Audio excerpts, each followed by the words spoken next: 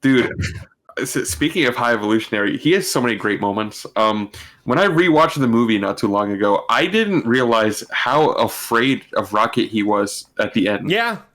So, they have that flashback, and, when Rocket tells them basically like the mistake that they're doing and why the experiment isn't working, and then they fix it, and he's all pissed off. He's just like, I created you. How did you know? It's like Rocket is somehow smarter than him. Mm-hmm. But in that like ending scene, basically like the final battle, it's not really a battle, they just kick his ass. Yeah.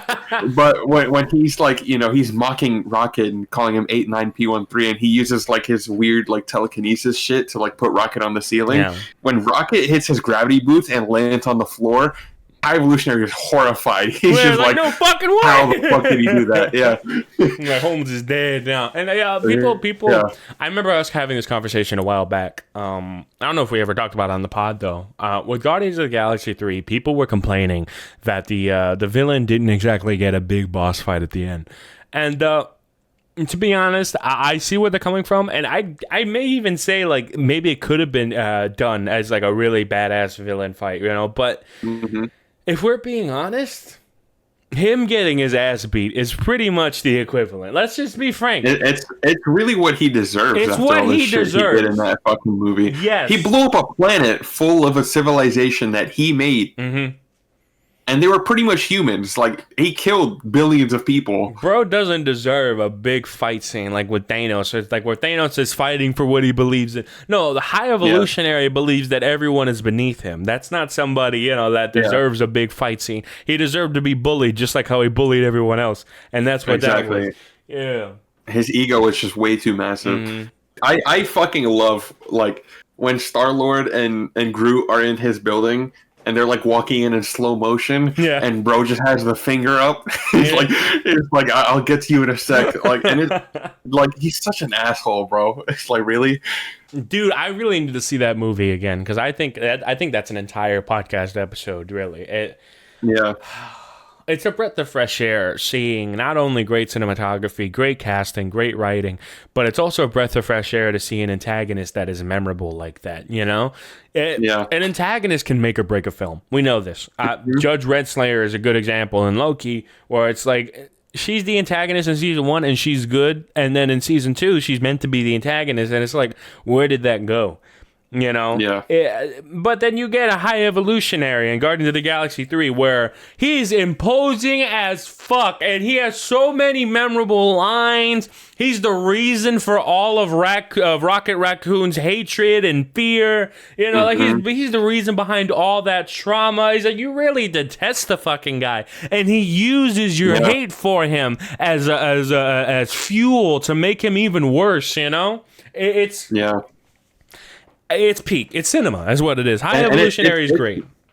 And I think it's worth noting that Rocket's trauma has been built up since the first movie. Yes. And nearly 10 years later, with Guardians of the Galaxy 3, we finally see why he is the way he is. And so, High Evolutionary, it wasn't... They didn't hint at him like Thanos or anything, but they built him up pretty well just through Rocket.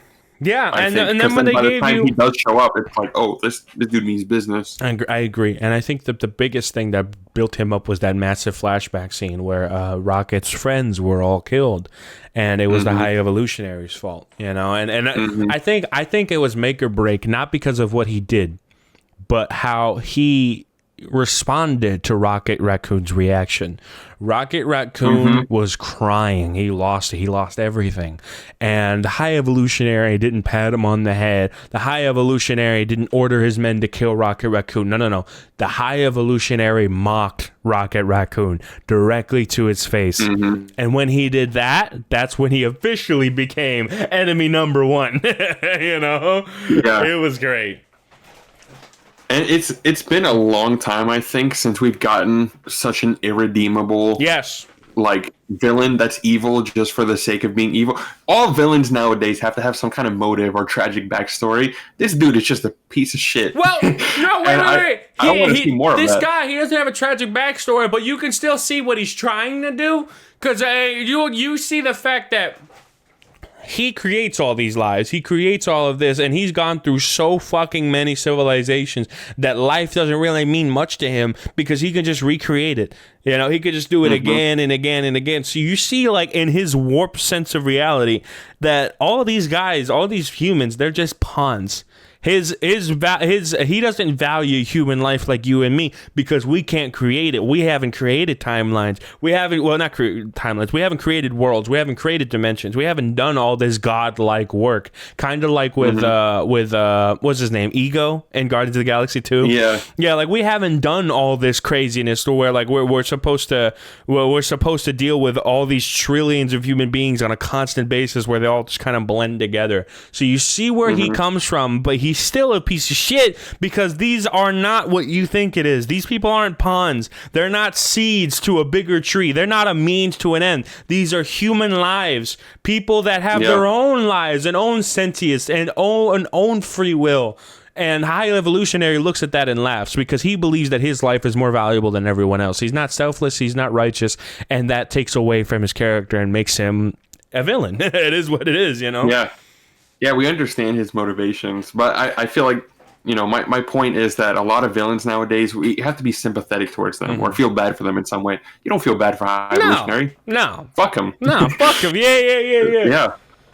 Well, then, come on, say you know, when he gets clowned on at the end, it is 100% deserved. Right, exactly. What I was saying is that it's not a villain that, for example, I keep bringing up Renslayer. I'm sorry, Renslayer. It's just, once again, it's like where you can see the motives are there and they make sense. You just don't have any sympathy for him. Renslayer, you see the motives. You see they're like, okay, he dropped me, so fuck him. I'm just going to make him do that. Homegirl turned selfish last minute, which was a complete contradiction of her character. All right, and now with High Evolutionary, his motives have been set since day one. He didn't change up for nobody. You know what I mean? And his motives made a lot of sense. So you see what his motives are, and you just don't have any sympathy for him. That's the point I was trying to make.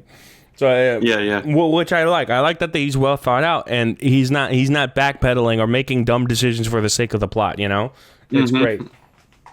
And I'm glad he's pretty smart villain, but his ego is just what gets him in the end. Yes, absolutely. Yeah, he's a piece of shit. He deserved everything he got. Fuck him. Holmes got his face ripped off. Good for him. Yeah, I mean, not even ripped off. That shit just peeled straight off. Gamora just grabbed it and he fell. Like, damn. Nah, bro, that one scene in Guardians 3 where, como se dice, they were on the ship and they're like, the music is going to start. No! Stop! To Brooklyn! I don't know. It's whatever the fuck that music was, right? And they go into the hallway and it's the slow motion fight where it's all just one take from the camera, no cuts.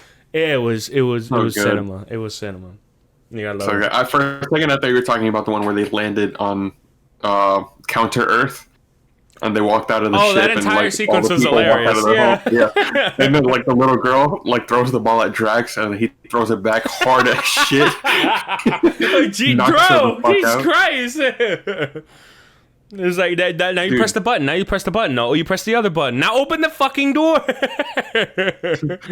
Drax is so fucking funny. Yeah, in all Drax the movies, is ridiculous. I love Drax. And I like how like he actually understood the children near the end. It's like, oh, all the children gravitate towards me. Oh no, they're saying this and that. And it's like, you're useful. Hold on. I like that he said he was doing a monkey impression and then he started acting like a robot. Like, what the fuck? What kind of backwards ass thinking is that? Oh man, it's been so long since I've seen the movie. Last time I saw it was in theaters. I love the conversation that they have when they go into the ship, like for the first time, and then Mantis and Nebula are arguing about like Drax, and then Mantis just, it's not his fault, he's stupid. Yeah. He's like, you think I'm stupid? and then she like keeps yelling. He's like, I don't know if I appreciate this defense. And then she just touches his head, forget, and then immediately he gets into the you're so lucky I'm so strong. Oh man. Drax is just a vibe, bro. He just lives in the moment. Nah. We gotta give Mantis some gloves. That's kind of ridiculous. I'm just saying, if Mantis ever like turns heel, everyone's fucked. Everyone's fucked. All she's gotta do is be like, okay, I don't know, jump off a cliff. Oh, okay. Yeah. That's it. Yeah. I mean, we've seen Kate and Gen V. Yeah, exactly. Fuck that. Jesus Christ. Dude, Mantis was a great addition to the Guardians in the second movie. I'm glad she stayed. Oh yeah, no, she's perfect. I remember watching the Christmas special. That was something else. I watched it after watching Guardians 3, and I'm like, I'm so surprised I didn't watch it sooner. It's so fucking funny. Oh my god. That's good. They really just took the two comic reliefs in Mantis and Drax and were like, let's make a whole thing with just them. No, what was hilarious to me was the finale where like Chris Pratt finally got to see Kevin Bacon, and Kevin Bacon walked on screen and is like, "You got me, Kevin Bacon? Did you put him in a trance? This isn't a gift. This is human trafficking." I love when they're on the ship with him and they're like talking to Kevin Bacon and then they find out he's an actor. It's like, ugh, an actor. Useless. And then at the end when he's leaving, he's getting on the ship and Nebula's, I guess not all actors are complete pieces of shit. Damn. I love it, man. So good. Oh man, that meta. Yeah, very meta. Oh my god. Oh Jesus Christ.